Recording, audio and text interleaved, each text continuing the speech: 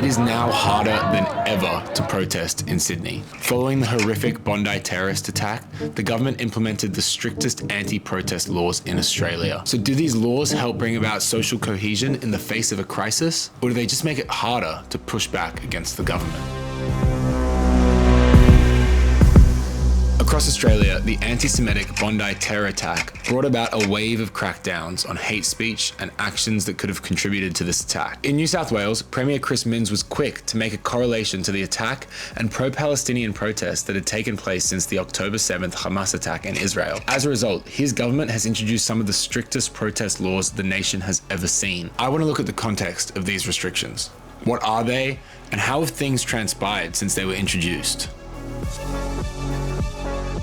It's been increasingly harder to protest in Australia in the last couple of years. We don't really have a right to peaceful assembly like they do in Europe or in America. Obviously, the First Amendment in America, which provides for freedom of expression, that's the frame they use to protect both freedom of expression, like we're talking here, and then protest. We don't have that constitutional protection in the same way that other jurisdictions have. We do have this implied freedom of political communication, which you can challenge legislation. You can't go to court and say, I have the right to political communication, but you can seek to, I guess, challenge the constitutional validity of legislation using that. In the same way that we don't have a right to peaceful assembly in Australia, we also don't have a right to free speech. So our right, if you want to call it a right, covers political communication, whereas a general freedom of expression clause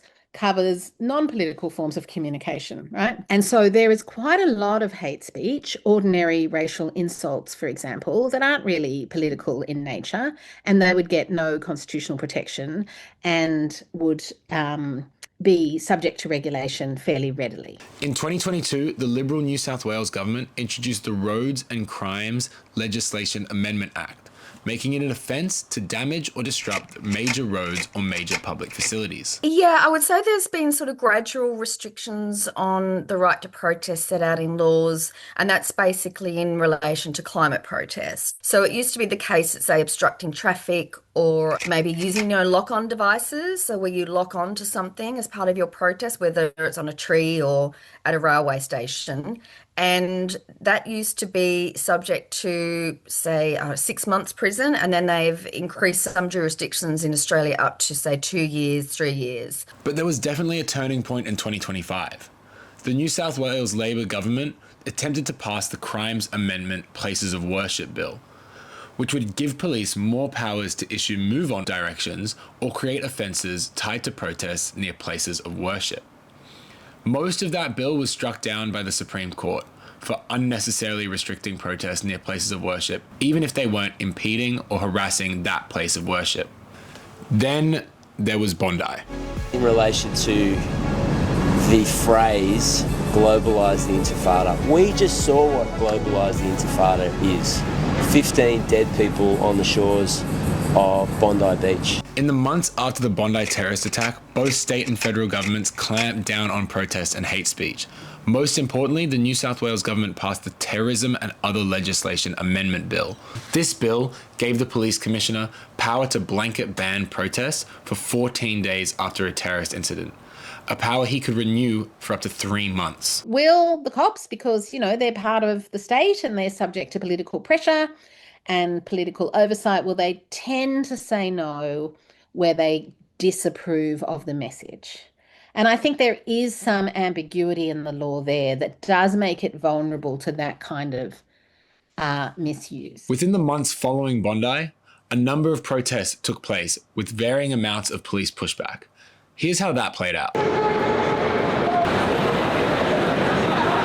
at Sydney Town Hall today, and behind me is a wall of protesters and a wall of police officers.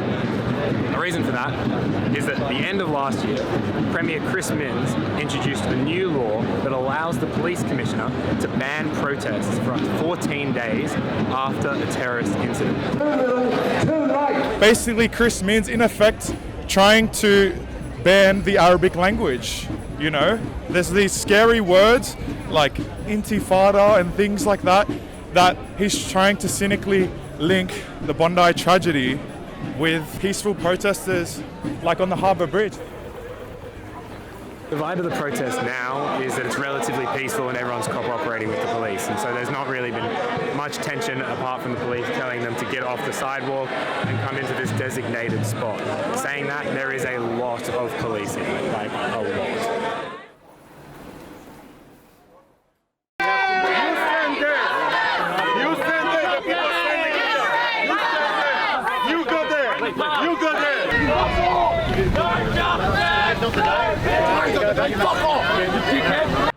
On the 18th of January, police stopped a march against Aboriginal deaths in custody. It was the first march shut down by the ban. There is an army lot of police here because Aboriginal people, the traditional owners of the land, are trying to commemorate the death of one of them. Never seen it. Yet Chris Minns is ignoring this. It's like this is not happening in his realm, let alone his own state. Millions of children dying. Millions of children dying. Everyone here, please disperse safely. What this does is it takes protections away from protesters from police move-on powers, so they can issue move-on orders to try and force you off the road. It's quite honestly disgusting because, you know, in early negotiations with police, it was somewhat we could walk to the domain. The situation was tense, but it eventually fizzled out, with protesters promising that they would return on Australia Day.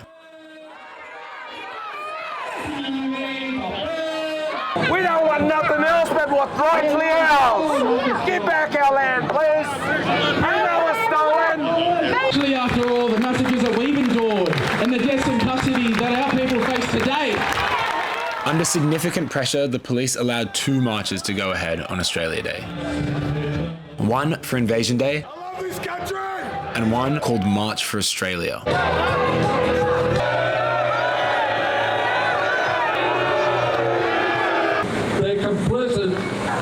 With the brutalisation and possible murder of Aboriginal people. Fuck the police! Fuck the police! The marches had very different purposes and they were in different places, which meant that there was little tension between them. However, in Perth, another terrorist incident took place when a man attempted to throw a bomb into an Invasion Day rally. Holy fuck! Probably the pinnacle of the protest ban occurred when Albanese invited the President of Israel to Australia. A massive protest in Sydney was banned from marching under the new laws.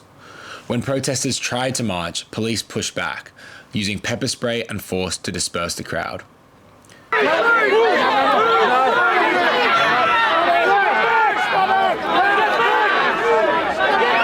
Chris Minns has never been to one of these. I've been coming to these pretty much weekly or as often as they've been happening for 2 years. I have never had any trouble. If the police ask me to move, I'll move. I have no intention of getting arrested. I'm just here for standing up for human rights, and I'm standing up for people where there's injustice, and there is injustice in Palestine. So, yeah, Chris Minns obviously hasn't been to get that leaf from 300,000 people going across the bridge, meaning that we're all terrorists, is utterly ridiculous. Because of us, because tens of thousands of us came out and said if you roll out the red carpet for genocide, then we're going to take back our streets and demand freedom and humanity. We're going to stand up for that. They got pepper spray. Oh no. Holy fuck. The ordeal unfolded for hours, and what was seen went viral.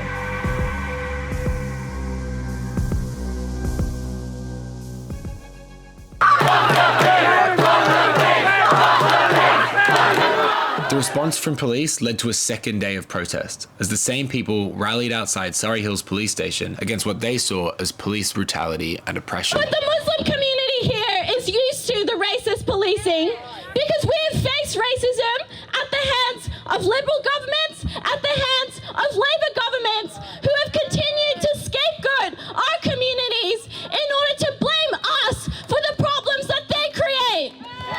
And then, in early March, the Queensland government made it illegal to say globalise the Intifada and from the river to the sea in public. The New South Wales government has proposed a similar ban. So, What do we think about a law that says from the river to the sea is banned and globalise the Intifada?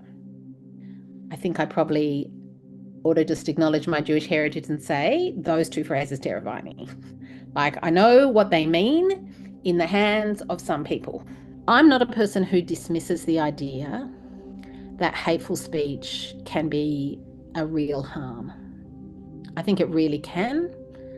And overall, my general preference is, in close cases, to prefer freedom of speech. But we have to realise that when we do that, and so I have to front up to it myself, that free speech causes harm and imposes a cost. And it's not a cost that's borne equally. So when we want to say we prefer our protest rights, and we prefer not only that we have the right to protest, but we have the right to protest in the terms that we want to protest, right? Then we have to front up and say, I think, and that's going to be hurtful and harmful to some people. And Jewish people are not the only people feeling it. In fact, of course, Muslim Australians have been subject to an immense rise in Islamophobia, and this stuff is deeply corrosive and deeply difficult to deal with. So if we want to be free speech champions, by all means, but we should acknowledge that we're imposing costs that fall unequally, and they often fall on the most vulnerable. And that's what makes this such a difficult area. Questions do rise when the government gives more power to the police to restrict people's right to protest. The government's intentions may be to bring about order and cohesion, but that hardly seems to have been effective when you see our streets erupt into violence like they did on the 9th of February. Nonetheless, they are giving unelected figures greater power to stop people resisting the actions of the government, which is an aspect that should be at least taken into consideration. I think we need to watch this very carefully. It is really important that every time a government wants to pass a law like this, that it is put to the test in public discussion, and that we really think carefully about whether this goes too far, and that we learn to really think about what it is, we really value. So I do think that is the case, that we're at risk. But I think that this particular dispute is one iteration of a whole series of disputes going on at the moment, in which there's a lot of heat and a lot of temptation for Australian governments to intervene. We don't have a Bill of Rights in Australia. We don't have free speech, and we don't have a right to protest. As a result, all of these laws should be scrutinised heavily. Are we getting more restricted? Or is this a path towards social cohesion as we just get more divided? I guess we'll see.